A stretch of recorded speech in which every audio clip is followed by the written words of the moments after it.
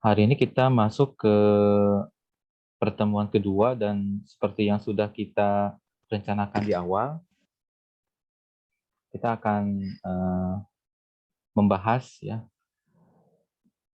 tentang, bentar saya cek dulu ini.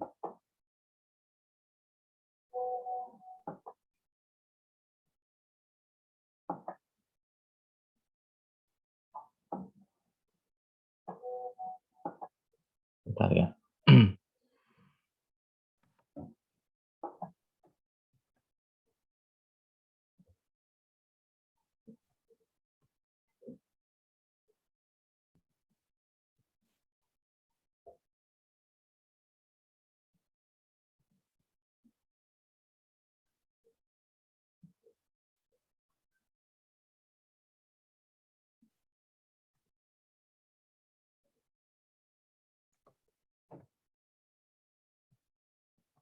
Ya, hari ini kita membahas tentang major concept of HOTS ya. Jadi ada beberapa konsep yang akan kita bahas ya. Yang pertama adalah terkait dengan metakognisi, kemudian procedural knowledge ya, kemudian comprehension, creativity, insight, intelligent, problem solving, dan juga critical thinking ya. Ini akan mempresentasikan hari ini Bu Tuti ya, tadi sesuai dengan apa yang disampaikan oleh Bu Des. Ini Bu Tuti akan menjelaskan kepada kita ya terkait dengan konsep-konsep yang tadi telah disebutkan ya. Kemudian setelah Bu Tuti menjelaskan, kita diskusi ya Bapak Ibu, jika ada yang ingin ditanyakan. Ya bagusnya ada yang didiskusikan ya Bapak Ibu ya, terkait dengan konsep-konsep yang tadi. Bu Tuti bagaimana? Sudah disiapkan?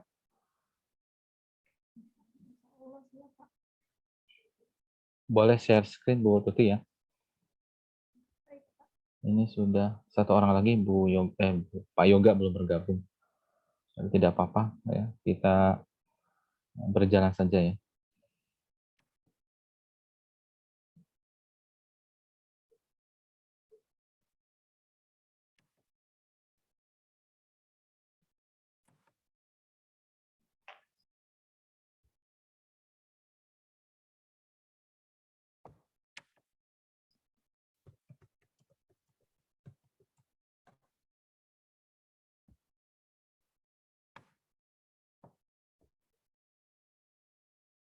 Apakah PPT saya sudah nampak?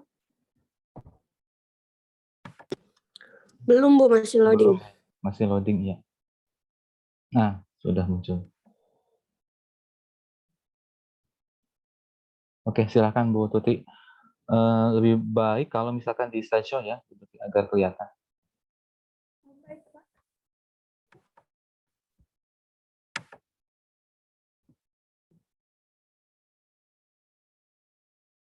Apakah sudah lebih jelas PPT saya, Bapak Ibu? Sudah, Bu Tuti, silakan.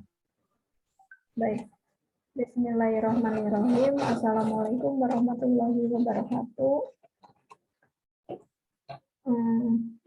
Latihan, Bu Flavia dan teman-teman, izinkan saya untuk mempresentasikan terkait konsep high order thinking skill.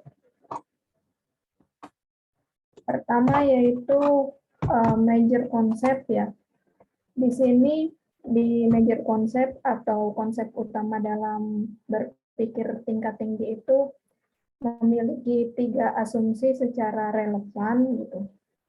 Yang pertama, tingkat berpikir tidak dapat dipisah dari tingkat pembelajaran. Jadi maksudnya tingkat berpikir tidak dapat dipisah dari tingkat pembelajaran itu ketika kita mentransferkan ilmu atau mentransfer pengetahuan, transfer of knowledge, itu kita harus menyesuaikan dengan tingkat berpikir peserta didik, antara berpikir peserta didik dan dengan pembelajarannya gitu. Seperti kalau kita misalkan mengajar di tingkat SD, mungkin tingkat berpikirnya beda. Kalau dilihat dari taksonomi Bloom itu kan mungkin C1 sampai C3 gitu, low order thinking. Masih dalam ranah menghafal, ranah kognitifnya itu menghafal, lalu apalagi menerapkan ya. Terus yang kedua itu yang ketiga yaitu menerapkan. Menghafal, apa lagi? Memahami ya, lalu menerapkan gitu. Kalau kita mungkin tingkat berpikirnya sudah lebih tinggi, mungkin sudah lebih ke C4 sampai C6 gitu kalau dilihat dari kemampuan kognitifnya yang harus ditingkatkan dalam proses pembelajaran, menganalisis, mengevaluasi, dan mencipta. Jadi kenapa tingkat berpikir tidak dapat dipisahkan dari tingkat pembelajaran? Jadi harus menyesuaikan seperti itu. Lalu yang kedua, apakah berpikir dapat dipelajari atau tidak tanpa isi materi pelajaran yang hanyalah titik teoritis gitu. Biasanya siswa itu pada realitanya jarang mengaplikasikan atau mengimplementasikan pendapat atau teori-teori para ilmuwan atau para ahli gitu. Tapi pada kenyataannya siswa itu seringkali yang lebih terpakai itu dalam berpikir dari pengalaman-pengalaman yang sudah didapatkan di komunitas maupun di lingkungan sekolah seperti itu. Jadi mungkin berpikirnya itu di setiap berpikir itu pasti ada muatan materi, tapi muatan materi yang didapatkan di dalam pembelajaran, isi materinya itu misalkan teori-teori para ahli itu jarang digunakan siswa gitu dalam pengaplikasiannya, namun dalam proses berpikir di tempat lain gitu, siswa lebih cenderung menerapkan yang sifatnya pengalaman seperti itu.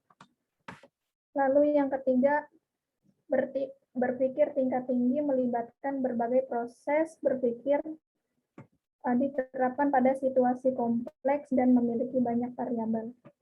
Jadi berpikir tingkat tinggi itu proses berpikir yang diterapkan pada situasi yang kompleks, karena berpikir tingkat tinggi itu tadi itu untuk menyelesaikan masalah pada akhirnya gitu di dalam kehidupan yang kompleks ini dan mempunyai banyak variabel. Biasanya setelah kita ditransfer ilmu atau proses transfer of knowledge itu dilakukan gitu.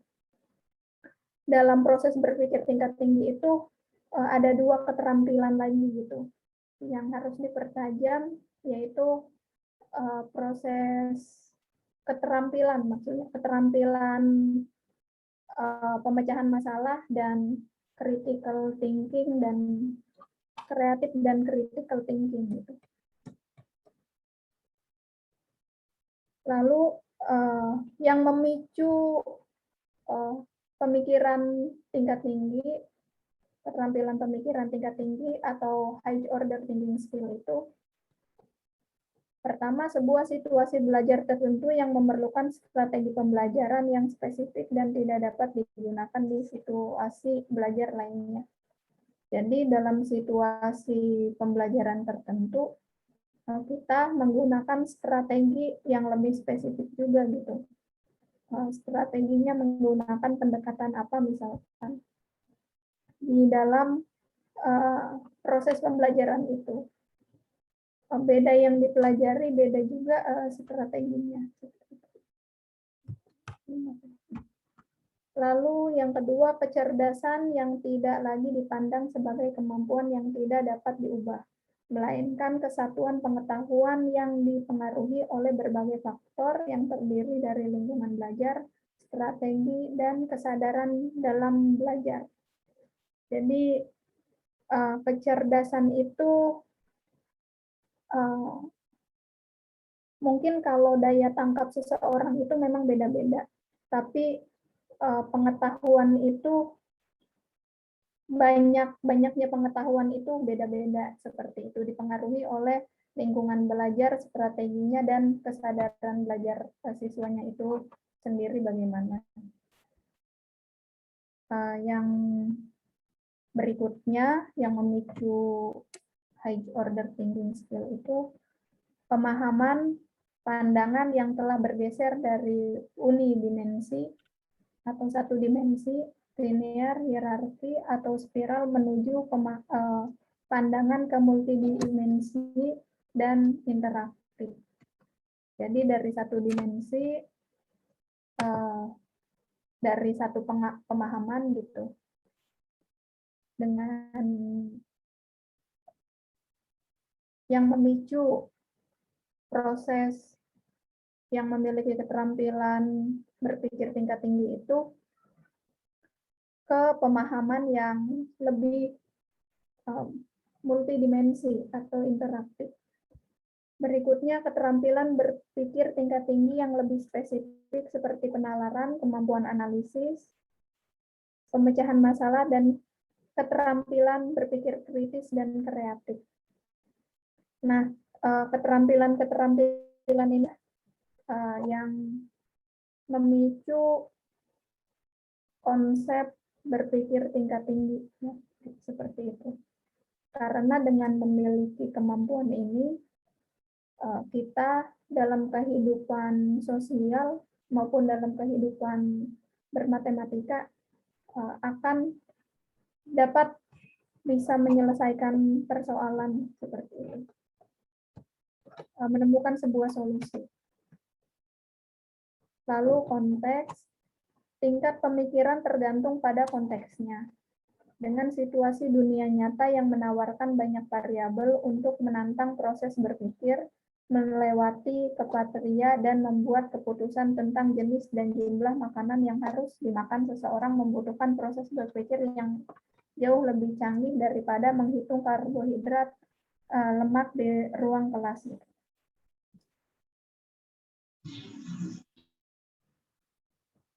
Jadi kesuksesan atau anak itu berhasil berpikir, memiliki anak itu berhasil atau sukses memiliki kemampuan berpikir tingkat tinggi itu dilihat dari bagaimana dia itu menerapkan atau mengatur ulang pengetahuannya itu dalam konteks gitu, melihat situasi. Jadi dia itu dapat memanfaatkan pengetahuannya itu untuk menyelesaikan permasalahan dalam situasi tertentu. Seperti itu. Metacognition, jadi sifat berpikir yang metacognition ini sifat berpikir yang mengoreksi diri disebut metakognisi. Metakognisi mencangkup kesadaran akan proses berpikir seseorang, pemantauan diri, dan penerapan heuristik yang diketahui dan langkah untuk berpikir. Keberhasilan seseorang dengan metakognisi tergantung sebagian pada keyakinan dan kemampuan seseorang untuk menjadi lebih pintar, seperti guru dalam kemampuan seseorang. Jadi maksudnya ini kemampuan metakognisi ini dia memiliki keyakinan pada dirinya sendiri, kesadaran gitu, memiliki kemampuan yang mendalam gitu.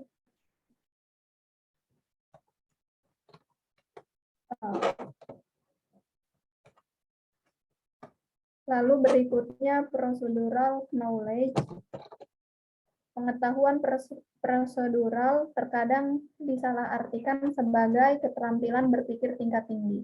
Meskipun mungkin merupakan prasyarat untuk berpikir tingkat tinggi, sebenarnya ini adalah jenis pengetahuan, khususnya pengetahuan tentang aturan dan penerapannya. Ini menurut Crowell tahun 1997. Lalu berikutnya membangun proyeksi peta dan kisi-kisi.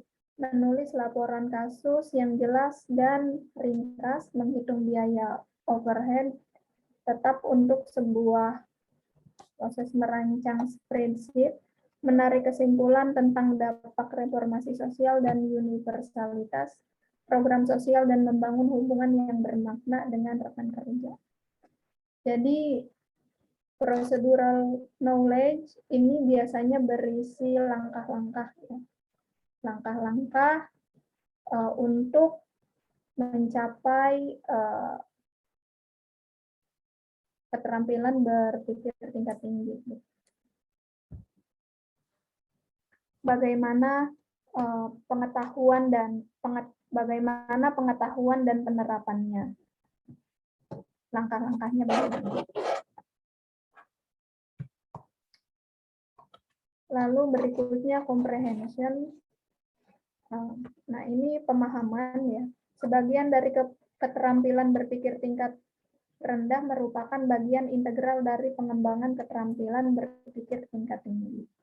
Pemahaman tetap merupakan proses di mana individu membangun makna dari informasi dan membentuk skema baru melalui aktivitas tertentu. Jadi tadi selain memiliki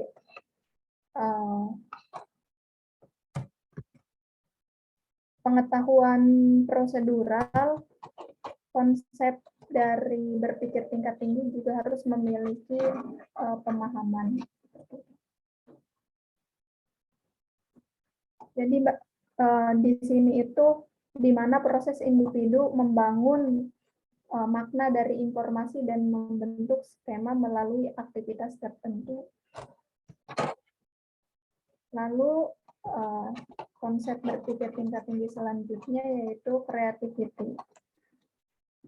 Nah, ini tuh menurut Crowell, kreativitas melibatkan pemikiran divergen dan konvergen untuk menghasilkan ide-ide baru. Lalu dikutip dari Crowell juga, kebetulan hanya menguntungkan pikiran yang siap, karena hanya pikiran yang terlatih yang dapat membuat hubungan antara peristiwa yang tidak terkait, mengenali makna dalam peristiwa kebetulan, dan menghasilkan solusi yang baik dan cocok. Jadi untuk mencapai berpikir tingkat tinggi juga kita harus memiliki konsep creativity, ya, dan creativity ini didapat dengan cara berlatih gitu.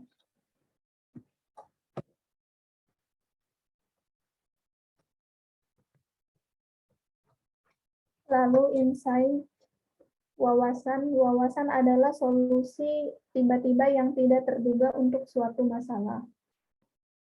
Lalu solusi non-insight membutuhkan penggunaan aturan, sementara solusi insight membutuhkan pemecahan masalah dan strategi kognitif seperti yang didefinisikan oleh Gagne dan teman-teman pada tahun 1988.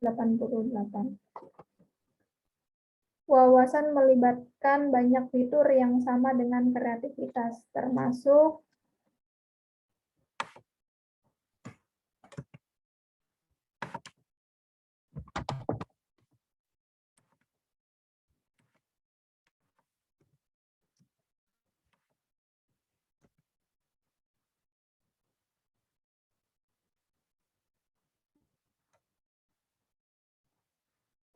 menemukan pendekatan alternatif, bertahan, mengambil resiko, menerapkan pengetahuan yang luas, dan mengenali analogi.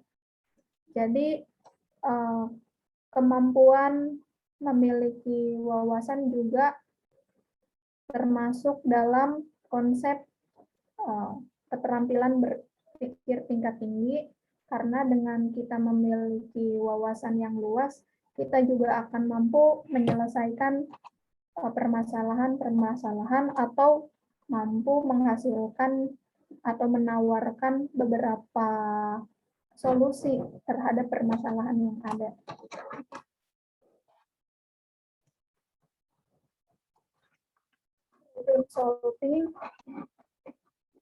Problem solving, pemecahan masalah. Ya, masalah adalah situasi di mana individu ingin melakukan sesuatu tetapi tidak tahu tindakan yang diperlukan untuk mendapatkan apa yang dia inginkan. Ini yang disebut masalah gitu. Lalu proses pemecahan masalah membutuhkan serangkaian keputusan yang berurutan, yang masing-masing bergantung pada hasil dari mereka yang mendahulunya. Dalam tinjauan dan laporan, menurut penelitian King, Rohani, dan Goodson tahun 1997, telah diidentifikasi 31 tugas pemecahan masalah mulai dari penemuan masalah hingga evaluasi. Jadi untuk pemecahan masalah itu dibutuhkan serangkaian keputusan yang berurutan. Mungkin tadi ada hubungannya juga dengan langkah-langkah prosedural. Kalau kita lihat misalkan pendekatan problem solving-nya Polya gitu, mungkin itu juga ada langkah-langkahnya yang harus diikuti. Gitu.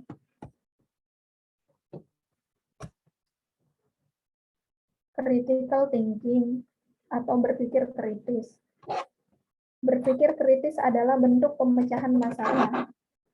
Yang lain lagi mendefinisikan berpikir kritis sebagai bagian dari proses mengevaluasi bukti yang dikumpulkan dalam pemecahan masalah atau hasil yang dihasilkan oleh berpikir kreatif. Jadi berpikir critical thinking itu atau berpikir kritis itu merupakan atau lahir dari berpikir kreatif.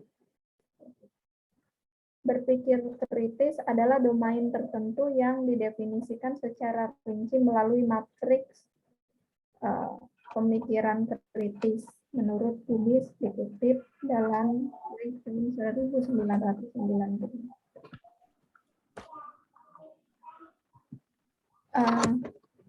Jadi yang terakhir ini konsep berpikir tingkat tinggi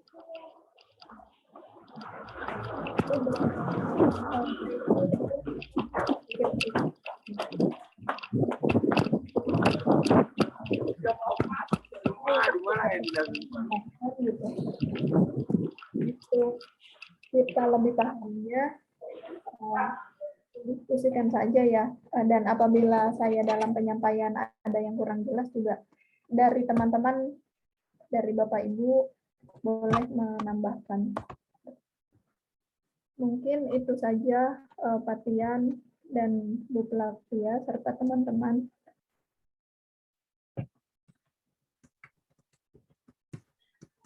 Oke, baik. Terima kasih Bu Tuti. Ini Bu Tuti baru menyampaikan sumber yang pertama ya, Bu Tuti ya? Iya, Pak. Sumber yang kedua sudah dibaca belum sumber keduanya? Sudah, Pak. Tapi sekilas tentang pengertian high order thinking juga. Oke. Ya bagusnya di ini ya, Bu Tuti ditampilkan juga apa yang dibahas sebenarnya di artikel yang kedua, karena di artikel kedua ada hal-hal yang memang menarik ya untuk dibahas gitu Bu Tuti. Tapi kita fokuskan dulu aja ya untuk yang sumber pertama ya, nomor 1. Ini juga Bu Tuti sepertinya ini ya Google Translate ya Bu Tuti ya. Iya Pak, betul. Jadi bahasanya agak kaku gitu ya. Jadi bagusnya dibaca kemudian ya boleh pakai Google Translate ya. Tapi nanti di ini lagi apa? Difahami lagi gitu ya, apakah teks ini bisa difahami oleh saya sendiri atau yang lain begitu ya, agar nanti dalam menjelaskan tidak kesulitan. Ya, baik Pak. Mm, Sebelumnya saya udah cari yang artikel high order thinking itu Pak. mm. Jadi kalau di pemerintah itu menerapkan HOTS itu beda, ada dari artikel ini gitu. Tadinya mau saya sampaikan tapi saya mengacu pada artikel ini aja gitu. Mm. Yang I- terkait ada keterampilan komunikasi, matematis gitu. Itu juga kemampuan komunikasi, Mm. terus kemampuan yang lainnya gitu. Ya, boleh ya kalau misalkan ada sumber lain yang sekiranya membantu menjelaskan atau ada tambahan gitu ya. Silakan Bapak Ibu gunakan. Jadi jangan terpaku dengan apa yang saya berikan itu kan standar ininya ya, standar minimal pembahasan begitu. Kalau ada ya tambahan informasi ya lebih baik ditambahkan gitu. Karena ini kan juga artikel yang tahun berapa ditulis ini Bu Tuti ini? Lama sekali ini ya. Tahun 97 ya.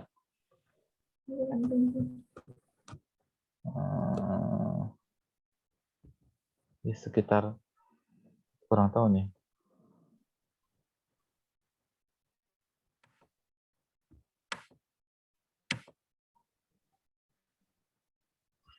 Tahun berapa ya?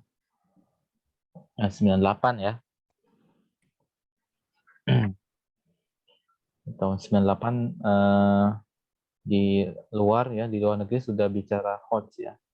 Kita baru bicara HOTS itu tahun 2018, 2019 mungkin ya.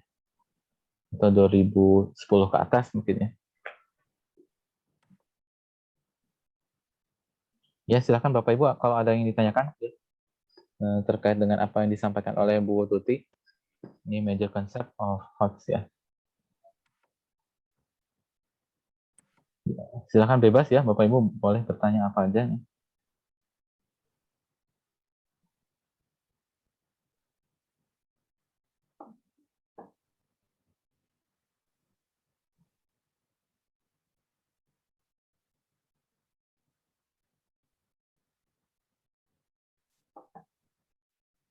Bu siapa ini?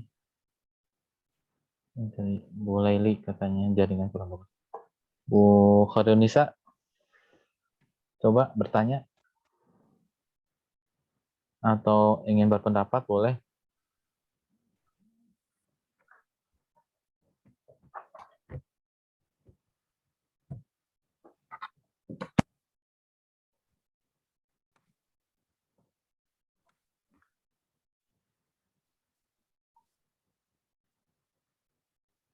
Izin bertanya Pak, jadi sebenarnya saya ingin tahu kalau berpikir tingkat tinggi ini termasuk dalam pembuatan soal yang sekarang buat penilaian siswa nggak ya Pak, yang AKM itu? Soalnya kalau saya lihat kan lebih banyaknya literasi gitu-gitu ya Pak, ya, literasi numerasi. Nah literasi numerasi itu udah masuk ke HOTS ya Pak, bagaimana ya Pak? Terima kasih Pak sebelumnya. Oke, ini sudah masuk AKM. Bu Tuti gimana? Ini pertanyaan Bu Veronica ini tentang AKM atau Bapak Ibu yang lain ya. Kalau dari apa yang saya baca gitu ya Pak, di beberapa ini, kalau HOTS ini kenapa adanya HOTS itu yang pertama karena dilihat dari sebelumnya itu dalam tes internasional itu PISA gitu sama TIMSS itu Indonesia itu kemampuan matematikanya masih dalam tingkat rendah gitu. Jadi kemampuan high order thinking ini harus ditingkatkan gitu, dan dalam AKM itu itu kan ada literasi numerasi ya, literasi ada banyak ya, Bu Inai Kamarinisun. Termasuk juga sih Pak, kalau menurut saya.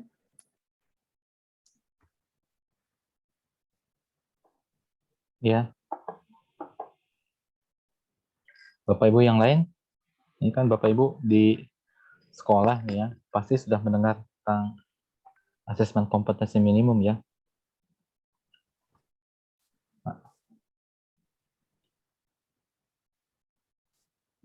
Kalau menurut Silakan Bu Lelik. izin menambahkan, kalau menurut saya yang tadi pertanyaan dari Bu Inai, apakah yang AKM itu termasuk ke HOTS? Kalau menurut saya iya, karena kan dari yang saya tahu, kalau untuk jenjang SMA tipe AKM-nya itu jadi nggak hanya sekedar menerapkan rumus, ada apa namanya di C4, C5, C6 gitu. Jadi dianalisis dulu kayak gitu. Kalau yang saya pahami. Begitu mungkin, Pak. Ya.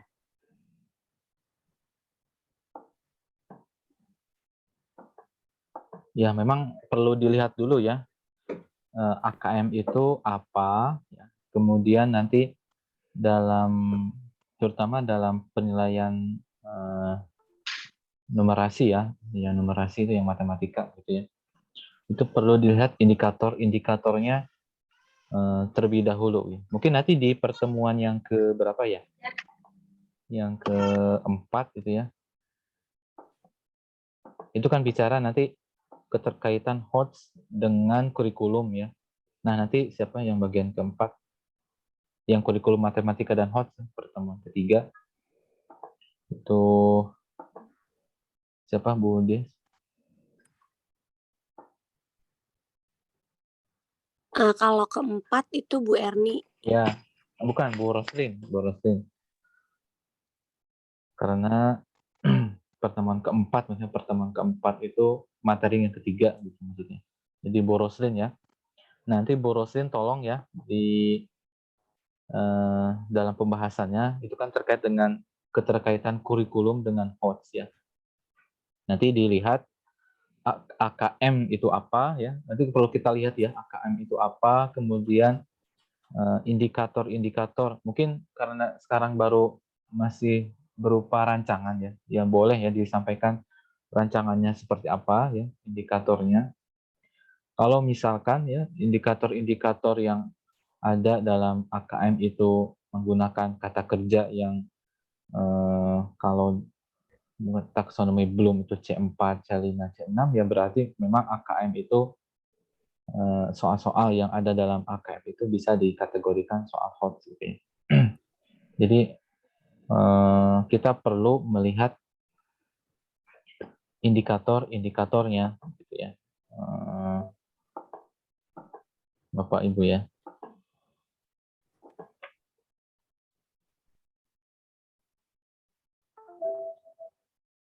Nanti tugasnya Bu Roslin ya, untuk memastikan Baik, Pak. Nanti apakah saya tambah, Pak. Ya keterkaitan antara AKM dan juga HOTS.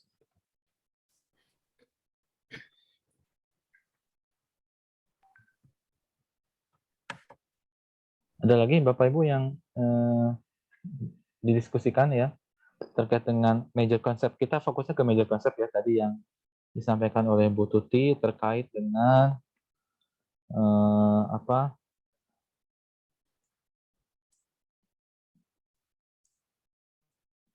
Konteks ya, metakognisi, procedural pengetahuan prosedur ya, comprehension atau pemahaman, kreativitas ya, insight, ya, kemudian intelligence, problem solving, critical thinking. Gitu. Silahkan.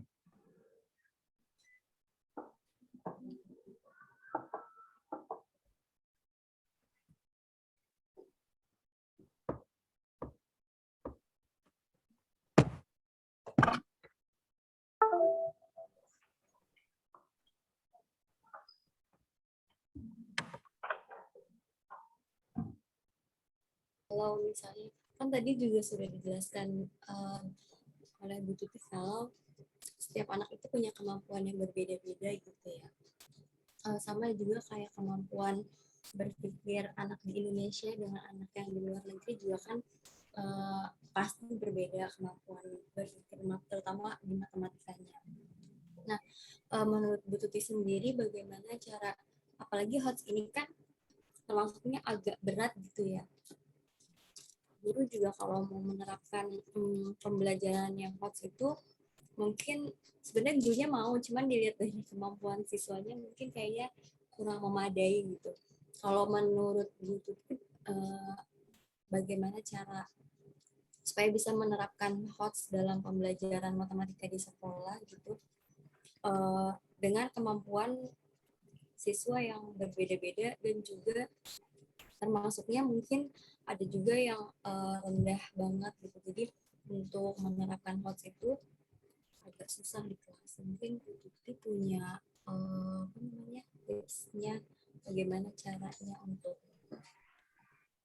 supaya bisa menggunakan HOTS dengan kemampuan anak yang berbeda-beda. Itu aja Bu Tuti, terima kasih. Baik. Silakan Bu Tuti.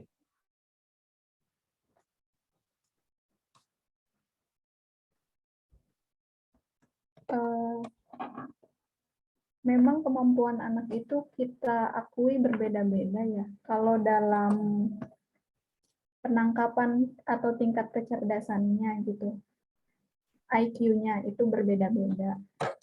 Namun apabila kita menerapkan strategi pembelajaran yang tepat gitu, itu akan memberikan pemahaman kepada siswa seperti itu. Jadi mungkin bagaimana caranya supaya HOTS ini dapat diterapkan di Indonesia atau diterima gitu oleh siswa. Jadi mungkin peran kita sebagai guru juga harus melihat gitu kesesuaian antara materi yang akan diajarkan dengan pendekatannya seperti itu. Jadi siswa ini sulitnya mungkin di mana sih gitu, maksudnya lambatnya di mana gitu, apa yang membuat siswa ini tidak paham, apa mungkin jangan-jangan dalam kita menyampaikan materi itu pendekatannya tidak sesuai gitu.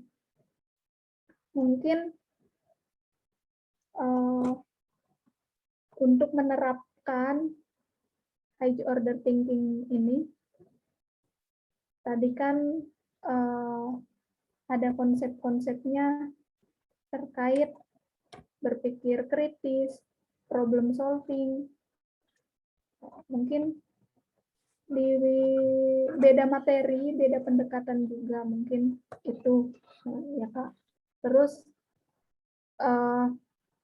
beda siswa juga, beda metode juga gitu. Jadi antara kondisi siswa, terus materi yang diajarkan, pendekatan yang akan dilakukannya apa, itu harus benar-benar dipersiapkan gitu Kak. Dan mungkin di mata kuliah sebelumnya ya kalau di PMRI gitu. Jadi mengungkit sedikit gitu, tadi kan siswa itu kadang tidak paham itu karena dalam pendekatan kita itu ada suatu kekeliruan yang membuat siswa itu tidak paham gitu. Saya rasa kecerdasan seseorang itu tidak terlalu berpengaruh besar gitu selama orang itu mau belajar dan berlatih gitu. Dan tentunya diberikan pendekatan yang sesuai gitu, yang membuat siswa itu paham. Jadi tadi seperti perkalian kan harus konsisten ya kalau kita lihat dalam pembelajaran perkalian di anak SD gitu. Kayak tadi ayam kakinya 2, ayamnya ada 5, kayak gitu. Berarti berapa kali berapa, beda lagi dengan bajai gitu. Yang ada 3, terus kakinya 3 gitu kan tadi. Nah, 3 kali 3 itu kan 9. Apakah 3 tambah 3 9? Kita bandingkan gitu tadi dengan kaki ayam ya. Seperti itu. Saya rasa itu Kak, untuk diterapkannya high order thinking ini. Karena kalau kita menunggu siswanya cerdas gitu, sampai kapan? Karena kecerdasan itu kan anugerah gitu, tidak bisa dibuat gitu. Tapi yang kita usahakan mungkin pendekatannya, upaya-upayanya itu. Terus metodenya seperti itu yang harus sesuai. Seperti konsep-konsepnya mungkin harus lebih dipahami lagi gitu Kak. Konsep-konsep HOTS-nya ini untuk diaplikasikan ke siswa bagaimana gitu transfer of knowledge-nya. Mungkin itu saja dari saya. Oke, terima kasih Bu Tuti ya. Bu Sofia kalau ada yang ingin disampaikan boleh ya Bu Sofia. Langsung aja ya.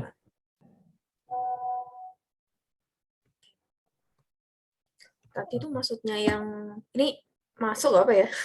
Ya silakan Bu Sofia, bebas ya di sini. Ya. Mau tanya juga sih tadi agak mungkin saya yang masih ini ya, karena sore udah kayaknya udah ini ya. Tadi ada yang 3 kali 3 9, maksudnya tuh apa tuh hubungannya dengan HOTS? Apakah HOTS hanya sekedar itu? Terus tadi saya juga mendengar, saya mau tanya dulu deh sama Bu Tuti, HOTS intinya dari yang udah dipaparin, HOTS itu apa sih? Ingin tahu dulu. HOTS itu kalau menurut yang saya baca ya Bu, proses berpikir kompleks dalam menguraikan materi gitu. Terus nanti itu bagaimana membuat kesimpulan, terus menganalisis, membangun hubungan yang tentunya itu melibatkan aktivitas mental seperti itu.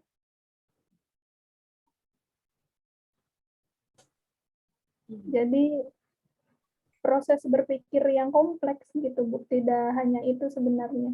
Tidak hanya tadi yang contoh ayam sama bajai itu dalam perkalian.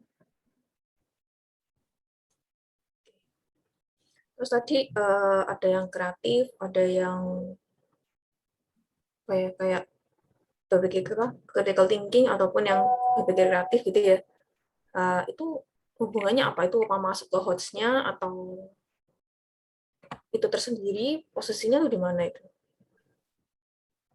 Kalau yang tadi creative thinking sama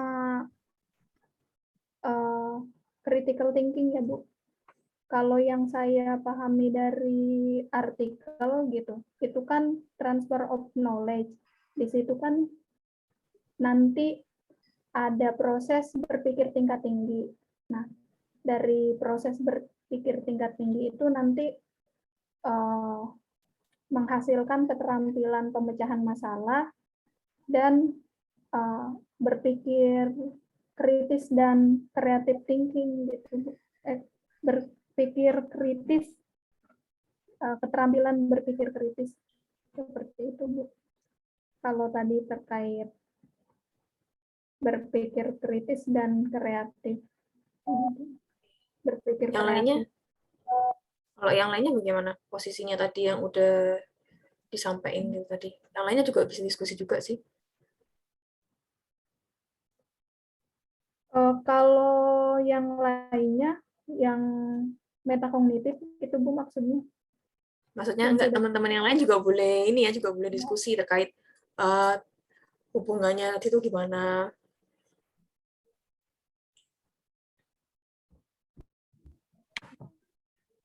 Ya baik, izin masuk ya. Silakan Pak Windan. Ya, baik, terima kasih Pak sama Bu Flavia. Jadi tadi sih menyambung apa namanya, jawaban yang disampaikan Bu Tuti terkait pertanyaan dari Bu Risa ya. Jadi yang agak apa namanya, agak berbelit-belit juga ya, mungkin lebih bisa difokuskan sebenarnya gitu loh. Apakah soal HOTS itu berarti soal yang sulit gitu, sehingga hanya orang-orang tertentu saja gitu yang berhak mendapatkan HOTS? Soalnya kan tadi dari penjelasannya itu apa namanya, bahwa kita harus menggunakan metode ini itu dan lain sebagainya. Nah, jadi dari penjabaran yang Bu Tuti sampaikan tadi, sebenarnya gitu, apakah soal HOTS itu berarti soal yang sulit? Mungkin seperti itu. Jadi sehingga bisa digunakan untuk semuanya. Apakah nanti ketika proses pembelajaran HOTS itu seperti apa dan bagaimana? Mungkin jadi kan untuk semua soal HOTS ini bisa merata gitu. Jadi ini memang perlu didiskusikan bersama nih Bu Tuti, karena menarik gitu loh, soal HOTS ini sebenarnya soal yang seperti apa gitu, sesulit apa sih, apakah dengan kata high gitu loh, soalnya begitu sulit, nah begitu maksudnya. Oke, sebelum lanjut ya, jadi membaca itu HOTS itu bukan high ya, G-nya nggak dibaca ya Bapak Ibu ya. Oh iya. Jadinya. Jadi High. apa HAI gitu, high ya. Jadi G-nya nggak usah dibaca. High order thinking gitu ya. Bagus ya, tadi Pak Wildan ya menyampaikan terkait dengan HOTS ya, apakah HOTS itu sulit atau tidak. Bagus ya, jadi memang pertemuan ini kita coba mengungkapkan apa yang ada dalam benak kita ya terkait dengan HOTS begitu ya. Silakan Bapak Ibu, atau ada yang menanggapi terkait dengan apa yang disampaikan oleh Pak Wildan? Mungkin saya izin menanggapi ya Pak. Iya, silakan. Kan tadi soal HOTS itu dilihat dari tingkatannya juga ya Pak. Kan ada dari tingkatan rendah mungkin diterapkannya C1 sampai C3 gitu. Nah, soal HOTS ini apabila soal yang dibuatnya untuk anak-anak yang C1 sampai C3 dan dikerjakannya oleh anak-anak yang sudah melewati tingkatan itu mungkin akan terlihat lebih mudah mungkin Pak. Itu karena tingkat pemikirannya sudah melewati pemahaman yang C1 sampai C3 gitu. Seperti itu. Tapi kalau misalkan soal ini sesuai tingkatan gitu, bisa jadi ya sulit gitu Pak. Kayak menganalisis, terus sampai mencipta itu bisa jadi sulit. Iya. Oke, sebelum ke sana saya ingin sedikit ya membahas ya terkait dengan HOTS ini gitu ya secara umum mungkin, atau berdasarkan tadi yang disampaikan Bu Tuti. Bu Tuti boleh sambil ini tampilkan slide-nya ya.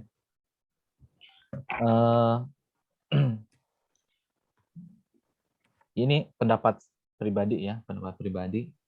Jadi HOTS ini atau kemampuan berpikir tingkat tinggi, kalau dulu ya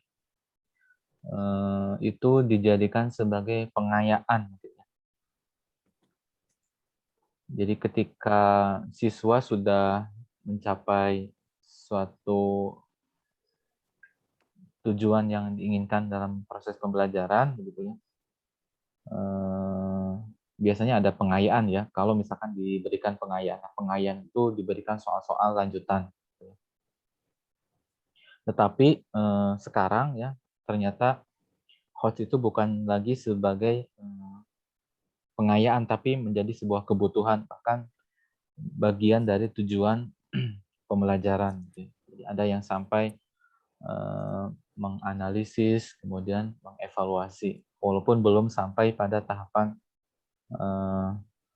C6 atau kreasi ya, mencipta gitu ya. Tapi setidaknya ada yang sampai C5 ya, mengevaluasi begitu. Nah, sehingga nanti otomatis ya ketika KIKD, kompetensi dasar, kompetensi dasar, kemudian IPK, tujuan pembelajaran yang kita tetapkan itu adalah C5 ya, misalkan mengevaluasi, atau C4 yang analisis, maka setiap siswa yang kita ajari ya mereka harus mencapai C4, C5 begitu ya. C4, C5 kan dalam taksonomi Bloom itu sudah masuk kategori HOTS gitu ya. Jadi walaupun kemampuan siswa itu berbeda-beda, tapi tetap kemampuan HOTS-nya ya harus mereka raih begitu ya. Nah, dengan kemampuan yang beragam ya, ini pertanyaan lanjutan ya, dengan kemampuan yang beragam, bagaimana caranya agar mereka bisa mendapatkan atau mengembangkan kemampuan HOTS begitu ya. Nah, nanti di bahasan atau di minggu keberapa itu akan kita bahas ya, strategi-strategi yang bisa kita gunakan ya untuk meningkatkan kemampuan HOTS ya. Tentu dengan pertimbangan karakteristik ya yang dimiliki oleh siswa. Kemudian konteks ya. Ini yang pertama Bu Tutik. Yang slide pertama konteks. Nah, ini maksudnya apa ya konteks itu? Jadi memang berpikir seseorang itu ditentukan oleh lingkungan ya. Bapak Ibu ya.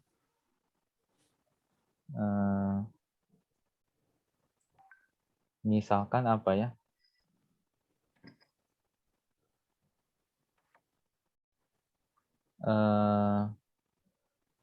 Kata himpunan mungkin ya. Himpunan ya. Himpunan kalau dalam konteks matematika gitu ya, itu kan sebuah topik ya, sebuah topik matematika gitu ya. Tapi kalau misalkan ada seseorang ya berada di sebuah organisasi gitu atau di apa ya, bukan selain matematika gitu.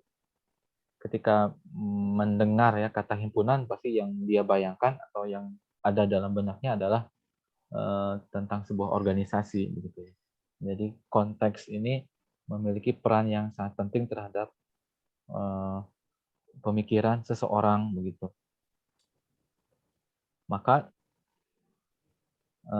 di sini ya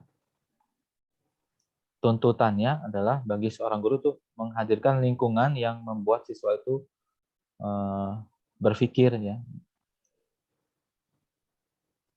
Ya, jadi kalau misalkan ketika kita menginginkan siswa ya, kita ingin memiliki kemampuan atau mengembangkan kemampuan berpikir tingkat tinggi, berarti lingkungannya juga perlu dibuat atau dikondisikan agar dia berpikirnya tingkat tinggi gitu.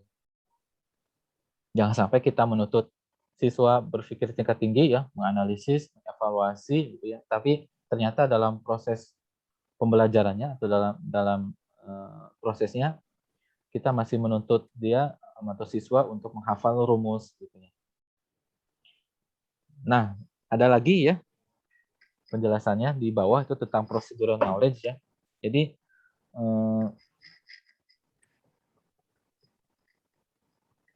ini juga ya procedural knowledge itu kemampuan ya menyelesaikan atau kemampuan memahami atau pengetahuan prosedur itu pertama disalah artikan ya sebagai keterampilan berpikir tingkat tinggi, padahal itu bukan kemampuan berpikir tingkat tinggi.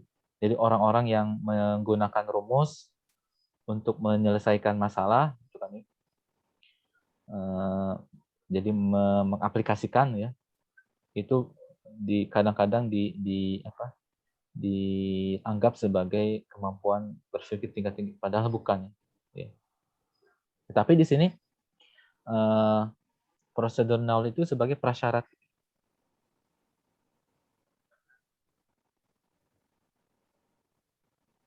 Jadi yang namanya prasyarat, kalau tidak ada syaratnya, ya berarti ya tidak akan tercapai HOTS itu ya, tanpa ada pijakannya atau ada prasyaratnya. Jadi kalau menurut Bapak, HOTS itu tidak parsial ya. HOTS itu tidak bisa berdiri sendiri, tapi dia ditopang oleh LOTS gitu ya. Jadi untuk mengembangkan HOTS, Bapak Ibu perlu mengembangkan LOTS siswa terlebih dahulu. Karena itu sebagai prasyarat gitu ya. Jadi LOTS yang mengingat ya. Mengingat, kemudian memahami ya, mengaplikasikan, itu harus dimiliki oleh siswa terlebih dahulu gitu ya. Dalam rangka untuk mengembangkan yang tingkat tinggi gitu. Makanya dalam membuat indikator IPK ya, indikator pencapaian kompetensi ya, betul ya Bapak Ibu ya. Nah, itu kan di EDRPP gitu ya. Nah, dalam menulis indikator itu bertahap gitu Bapak Ibu ya. Jadi ada loads-nya, ada host-nya. Jangan sampai loads-nya dilupakan gitu ya, sehingga hanya muncul indikator yang menggunakan kata kerja host gitu. Karena asumsi atau menurut Bapak itu ya, host itu tidak parsial tapi ditopang oleh loads ya Bapak Ibu. Maka di sini ada pembahasan tentang procedural knowledge, kemudian ada comprehension ya. Terus apalagi? Bu Tuti?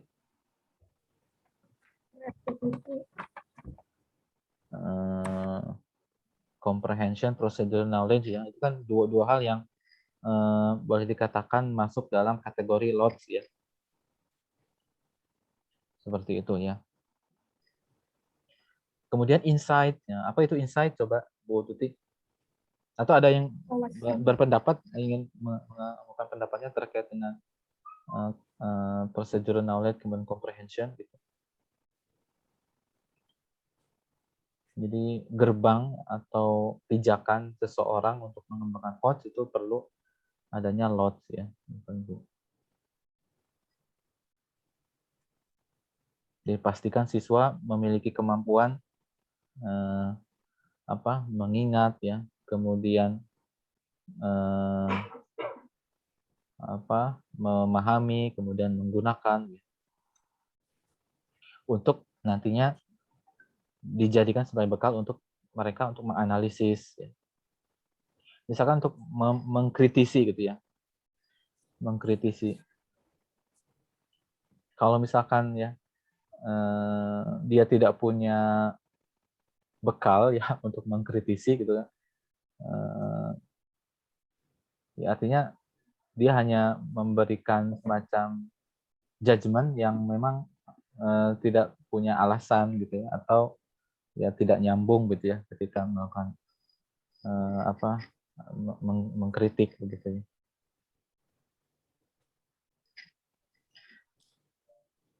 Nah, insight ini gimana? Boleh ada insight ini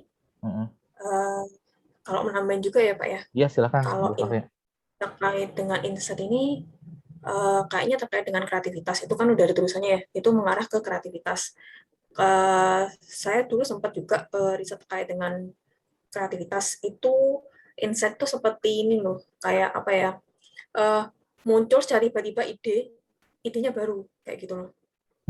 Kayak kalau yang kreativitas sendiri itu ada sendiri sih babnya sendiri ya, kalau mau dikaji lebih dalam lagi itu kalau yang terkenal banget sih Wallace kan mengatakan kalau ada yang beberapa tahap itu Ada preparation, ada juga yang inkubasi, akhirnya muncul iluminasi. Mungkin insight ini masuk ke iluminasi, jadi kayak muncul tiba-tiba ide baru, nah baru dituangin kayak gitu. Ya betul Nah, ya. kalau untuk yang kritis, benar seperti kata Pak Tian tadi, mengkritisi itu nggak bisa langsung juga. Jadi harus ada memacu, kayak gitu. Bagaimana siswa tuh bisa kayak memacu siswa tuh kayak mau mengkritisi. Kalau saran saya, jadi kayak gini, kalau ngasih soalnya nggak apa ya Pak ya, contoh soal. Iya, boleh. Ya, berikan aja pernyataan kayak, tentukan nilai X, gini-gini, X kuadrat sama dengan 4, apakah nilai X sama dengan 2? Apakah itu benar? Kayak gitu. Itu kan suatu pernyataan, jadi siswa kan juga akan mikir. Gitu loh. Jadi gini, apa ya, kalau dilihat gitu ya, saya ngambil juga dari Krulik, mungkin ini agak jauh, agak ini juga ya, tapi referensi lagi nggak apa-apa ya. Kayak di Krulik itu menyebutkan, tadi kan kalau dari taksonomi Bloom itu ada 6 ya, ada yang mengetahui, ada yang memahami, menerapkan, menganalisis, evaluasi, mengkreasi. Mulai menganalisis, mengevaluasi, sampai mengkreasi itu kan yang HOTS-nya. Nah, kalau yang di Krulik itu menyebutkan ada 4 tahap. Dari recall itu hanya mengingat, ya udah spontan aja, cuma 2 kali 3 6, 5 kali 2 10. Hanya ingat, hanya recall. Sedangkan kalau untuk yang basic, oke, harga sepatu atau harga pulpen 5.000. Kemudian kalau saya beli 4 berarti kan 20.000. Itu hanya pengetahuan tapi dasar, agak lebih rumit lagi ya, lebih memahami konsep tapi di situ. Nggak hanya hafalan, kayak tadi 2 kali 3 berapa gitu, nggak. Sedangkan kalau di Krulik tahap ketiga dan keempat ini yang disebut dengan HOTS-nya. Hampir sama sih, lebih ke kreatif, critical thinking-nya sama ke creative thinking-nya. Jadi kalau yang critical-nya itu mengkritisi gimana siswa tuh nggak, jawabannya yang nggak mesti benar gitu loh. Kalau bisa kita buat satu pernyataan kayak tadi contoh saya, siswa tuh juga mengkritisi kayak X kuadrat sama dengan 4, apakah itu benar? X kuadrat sama dengan 4, apakah nilai X sama dengan 2? Kalau menurut Bapak Ibu, yang ini guru ya, benar nggak tuh pernyataan seperti itu?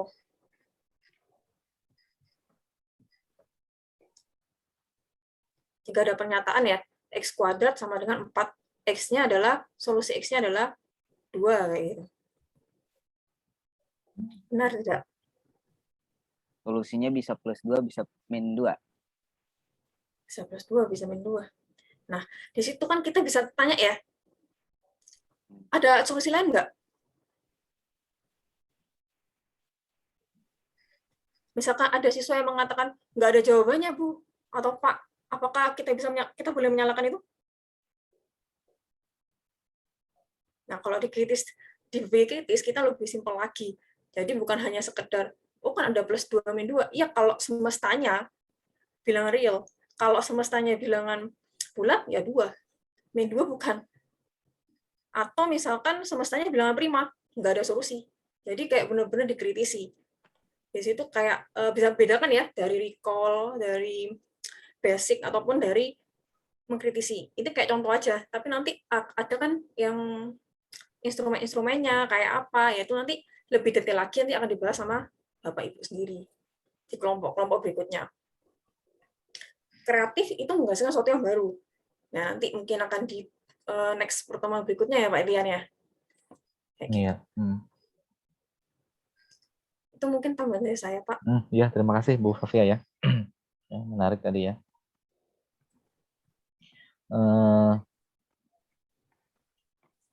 Baik, Bapak Ibu ada yang ingin disampaikan ya atau berpendapat ya?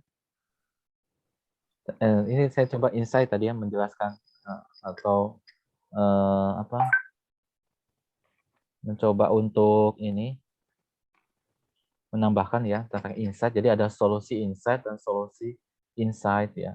Tadi betul disampaikan Bu Flavia ya, di insight itu memang muncul tiba-tiba ya, tiba-tiba, dan itu sesuatu yang memang baru gitu ya. Tapi kalau ini ada solusi non insight. Kalau solusi non insight memang dia menggunakan aturan ya, atau dia istilahnya mengimplementasikan apa yang sudah dia pahami begitu ya. Kalau arahannya mungkin di sini dia menghadapi soal-soal yang rutin ya. Kalau soal-soal yang rutin ya pasti dia akan menggunakan ya cara-cara yang memang sudah dia lakukan sebelumnya atau sudah ditunjukkan oleh orang lain begitu ya. Dan dia hanya mengulang. Tapi kalau misalkan dihadapkan pada soal-soal non rutin ya mungkin nanti akan muncul solusi insight gitu ya. Karena kalau soal non rutin berarti dia menghadapi sesuatu yang baru gitu ya, kemudian strateginya belum dia miliki gitu ya. Nah, tentu yang menjadi pertanyaan ya, bagaimana mengembangkan ya kemampuan solusi insight ini agar siswa ini bisa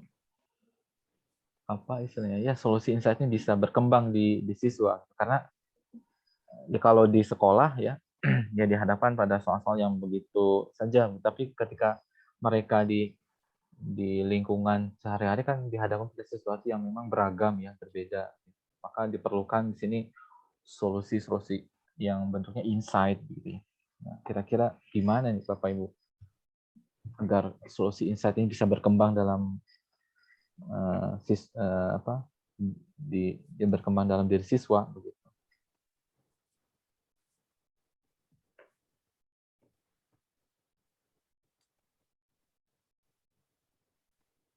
Atau Bapak Ibu pernah ini ya menghadapi suatu masalah kemudian tiba-tiba ada ide ya. Ide brilian yang muncul dan itu bisa masalah tersebut bisa diselesaikan dengan ide tersebut.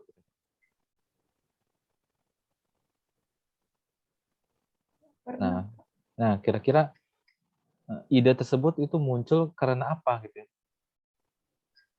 Kira-kira Bapak Ibu? Karena pengalaman sebelumnya sih, Pak. Pengalaman sebelumnya ya.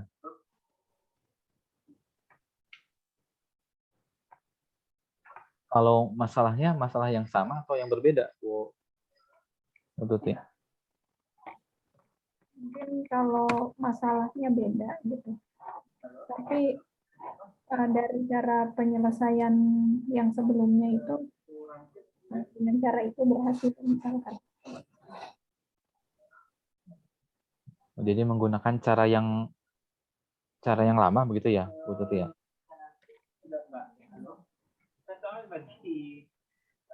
Ternyata diterapkan di permasalahan yang baru.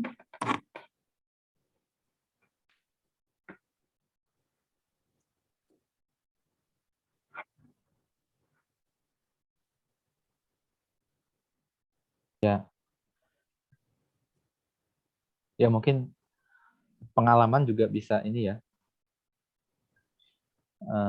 Pengalaman bisa dijadikan sebagai faktor ya keberhasilan mungkin ya, atau ya memang dalam teorinya dalam teori self efficacy gitu ya, kepercayaan diri seorang itu memang tergantung dari pengalaman yang dia miliki gitu ya.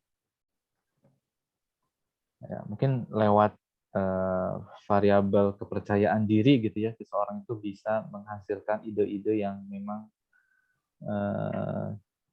baru begitu ya, atau tidak pernah terduga sebelumnya gitu ya.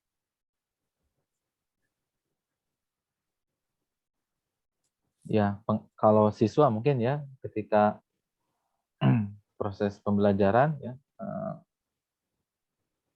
perlu dihadapkan dengan beragam contoh soal gitu ya, sehingga mereka memiliki kepercayaan diri ya ketika memang dihadapkan pada soal yang berbeda gitu.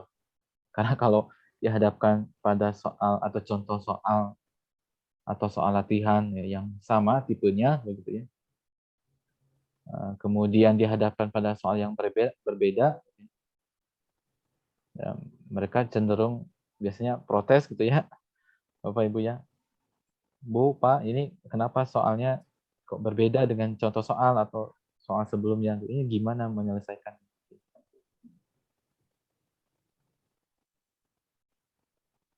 Terkadang seperti itu gitu ya. Nah, jadi memang pemberian soal yang beragam itu akan membantu siswa mengembangkan ya kepercayaan diri mereka ya, supaya nanti mereka memiliki apa ya, ya bisa mengembangkan solusi insight itu gitu ya. Begitu ya.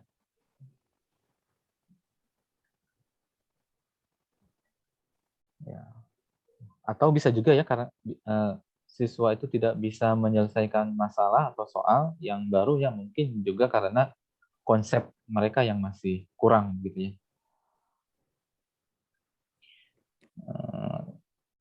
Kalau konsepnya sudah kuat gitu ya, ketika diberikan atau dimodifikasi ya soalnya itu saya kira tidak akan menjadi masalah ya bagi siswa kalau mereka itu memiliki pemahaman konsep yang kuat ya.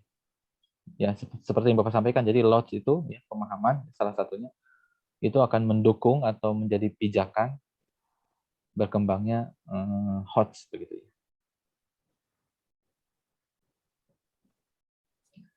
Ada lagi Bapak Ibu yang ingin sampaikan? Itu sampai jam 5 aja ya Bapak Ibu.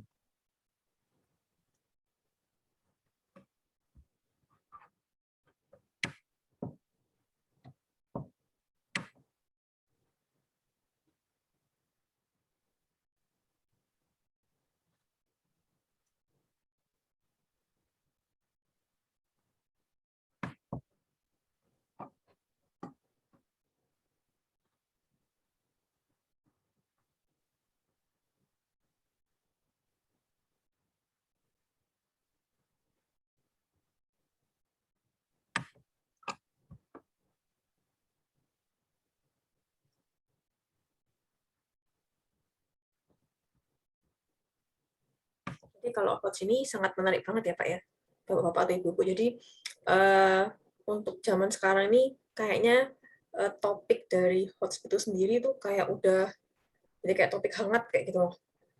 Nah jadi ini macam-macam banyak ya, ada yang insight.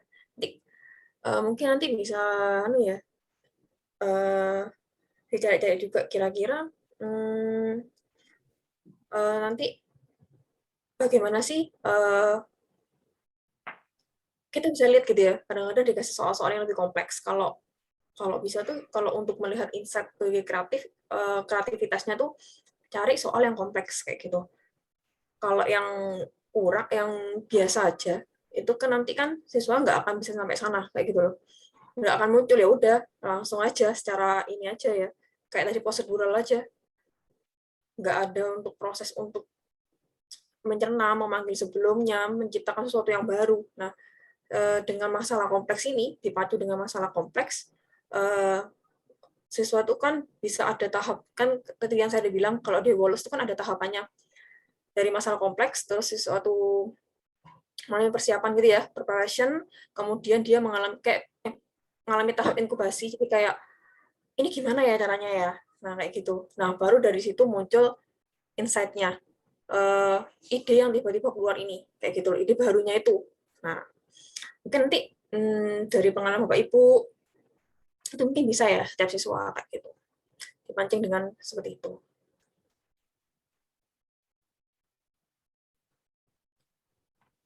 Oke. Ya. Yang lainnya? Yang lainnya Bapak Ibu. Ini bebas ya Bapak Ibu, silahkan memberikan pendapatnya ya, biar ini kita juga bisa mendapatkan wawasan dari Bapak Ibu. Metakognisi juga sebetulnya dalam taksonomi belum tidak masuk ya, tapi dalam taksonomi Anderson ya, taksonomi Marzano itu masuk ya. Jadi kan ada ini ya, ada 3 dimensi ya. Jadi saya harus buka lagi apalagi. Jadi ada aspek kognitif ya, kemudian aspek metakognitif ya. Oh, bukan ya, fakta, prosedur dan juga metakognitif ya. Bapak Ibu ya, di kompetensi inti itu ada tersurat ya. Jadi ada 3 dimensi yang perlu dikembangkan oleh siswa ya.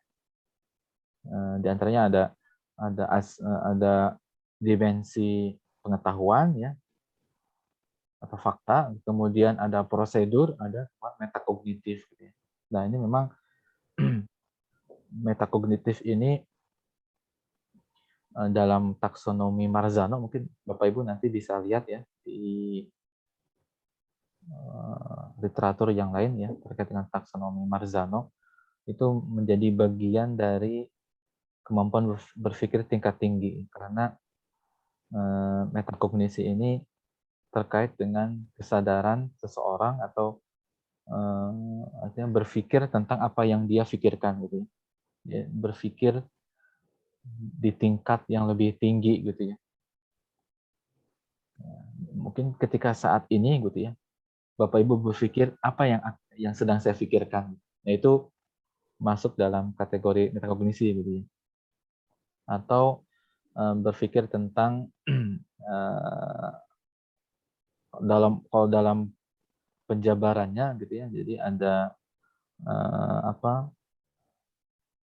ada pengetahuan kognisi, ada regulasi kognisi. Di pengetahuan kognisi itu ya pengetahuan tentang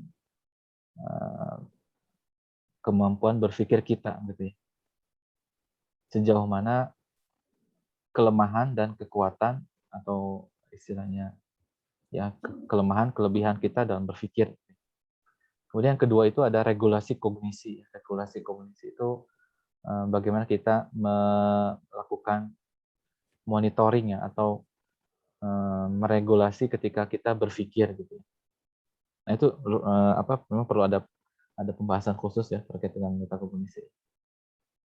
Tapi ini bisa menjadi bagian dari variabel penelitian Bapak Ibu ya tentang metakognisi ini, karena menarik sekali untuk diteliti. Itu ya Bapak Ibu. Cukup Bapak Ibu ya. Saya ingin menampilkan ini, Bu Tuti, mungkin di unshare ya. Saya sebetulnya di artikel yang satu lagi itu bagus ya, di Louis ya, tahun 93.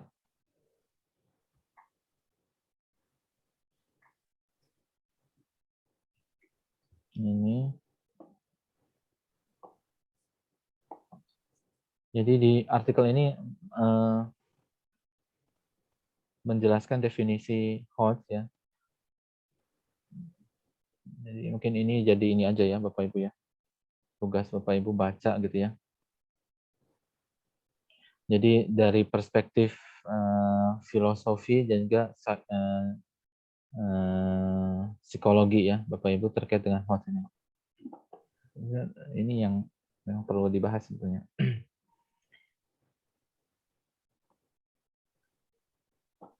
Jadi bermula dari problem solving. Nah, di sini muncul lower and other thinking skills. Dan ini perbedaan antara LOTS dan juga HOTS gitu ya. Kemudian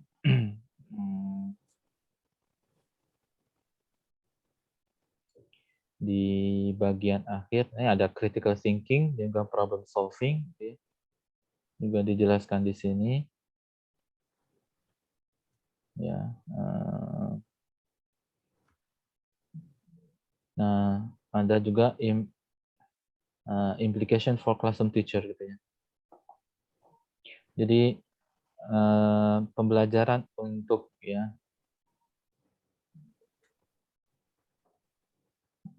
seseorang agar dia efektif dalam HOT itu menjadi penting untuk setiap orang ya, for everyone ya.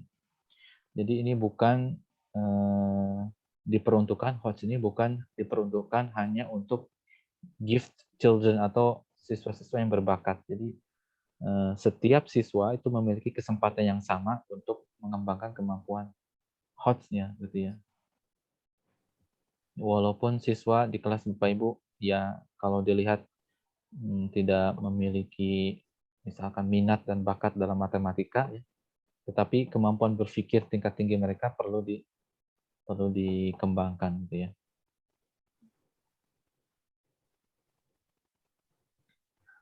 Nah, untuk mengevaluasi kemampuan siswa ya dalam HOTS ini itu mereka perlu dihadapkan ya pada situasi atau pertanyaan yang memang tidak bisa diselesaikan atau tidak bisa dijawab dengan simple recall of information. Jadi apa? Misalkan 2 kali 2 berapa? 4. Itu kan recall of information ya. Tetapi kalau misalkan pertanyaan dirubah, mengapa 2 kali 2 itu 4? Nah, itu pertanyaan sulit atau tidak, Pak Wildan? Mengapa 2 kali 2 itu 4?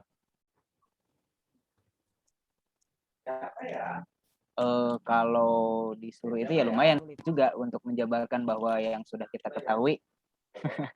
Lumayan juga ya. Ya. Itu kan tapi istilahnya kalau siswa tahu ya ya memang tergantung dari proses pembelajaran ya Bapak. Kalau misalkan proses pembelajarannya guru menerangkan 2 kali 2 4. 3 kali 2 6 gitu ya.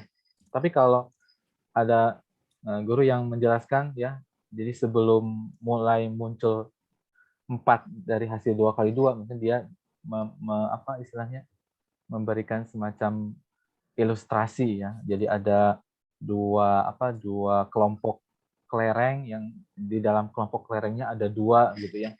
Sehingga nanti jumlahnya 4 gitu. Kalau misalkan dijelaskan seperti itu, kemudian siswa ditanya mengapa 2 kali 2 itu 4, pasti dia akan menjelaskan gitu ya. Dengan ilustrasi yang seperti itu. Jadi sebetulnya ada asumsi bahwa memang soal HOTS itu tidak mesti soal yang sulit gitu ya. Yang penting intinya ya tidak simple recall of information.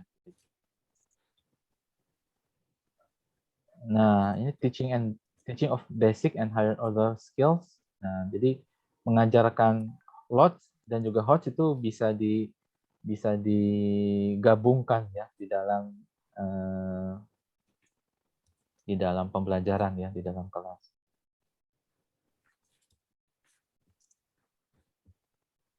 Nah, membantu siswa dengan ya kesulitan belajar untuk mengembangkan HOTS itu penting ya Bapak Ibu ya. Nanti kita diskusi di minggu-minggu selanjutnya bagaimana sih mengembangkan kemampuan HOTS ya. Terutama mungkin kita nanti coba fokuskan ya untuk siswa-siswa yang memang memiliki kemampuan yang di bawah gitu ya, atau memiliki kesulitan dalam belajar. Atau Bapak Ibu mencoba ya untuk mengembangkan sebuah desain pembelajaran ya misalkan membantu siswa-siswa dengan kesulitan belajar ya, untuk mengembangkan kemampuan HOTS itu kan menarik.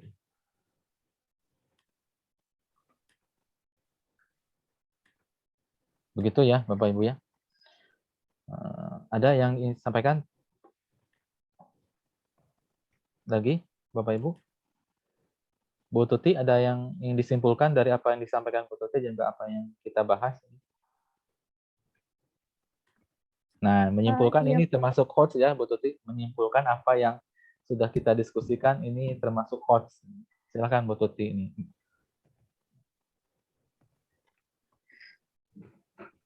Baik, Tatian dan Bu Flavia serta teman-teman. Jadi apa yang kita sudah pelajari tadi itu, jadi untuk kita memiliki berpikir tingkat tinggi itu ada memang konsep-konsep yang harus kita pahami seperti yang tadi sudah diuraikan oleh Fatian dan Bu Flavia, ya saya hanya sekilas. Yang pertama terkait metacognition, procedural knowledge, comprehension, creative thinking ya, sama critical thinking tadi. Lalu ada insight terkait ide yang muncul tiba-tiba gitu. Terus intelligence, problem solving, lalu critical thinking. Tadi juga bahwa pemikiran tingkat tinggi itu pemikiran yang di mana kita dapat membuat kesimpulan, membangun representasi, lalu juga bisa menganalisis, membangun hubungan ya dengan aktivitas gitu, aktivitas mental kita yang paling dasar tadi. Mungkin itu Pak yang dapat saya simpulkan, dan apabila PPT saya kurang lengkap dan tadi mungkin bahasanya yang sedikit kaku gitu, sebelum saya share ke teman-teman, nanti saya akan lengkapi dan perbaiki gitu. Kurang dan lebihnya saya mohon maaf Bapak Ibu. Sekian, terima kasih. Baik, terima kasih Bu Tuti ya telah mempresentasikan topik pertama gitu ya. Jadi untuk kedepannya Bapak Ibu tidak ini ya, tidak Google Translate Bapak Ibu. Ya maksudnya boleh Google Translate tapi dihaluskan lagi bahasanya dan lihat apakah hasil translate-nya itu sesuai dengan apa yang disampaikan oleh buku tersebut. Kemudian boleh Bapak Ibu ditambah dengan sumber-sumber lain yang menurut Bapak Ibu bisa membantu dalam penjelasan ya. Gitu. Bu Flavia ada yang sampaikan? Sudah cukup Pak. Cukup ya. Baik, kita tutup ya Bapak Ibu. Kita ketemu lagi Rabu depan ya 15.30. Siapa yang ini? Bu Laili ya? Iya Pak, Rabu depan saya Oke. tentang teori HOTS. Iya. Minggu depan Bu Laili ya. Bapak Ibu juga ya. Ya jadi yang tidak presentasi bukan berarti menyerahkan semuanya kepada yang presentasi, tapi Bapak Ibu juga membaca. Ini penting juga. Ya siapa tahu menjadi inspirasi Bapak Ibu dalam menulis tesis gitu ya, karena menulis tesis itu perlu banyak sumber, artinya perlu banyak membaca begitu. Ya kita tutup Bapak Ibu, terima kasih atas perhatiannya ya. Assalamualaikum warahmatullahi wabarakatuh. Selamat sore. Waalaikumsalam warahmatullahi wabarakatuh. Terima kasih banyak Pak Tian dan Flavia. Sehat-sehat.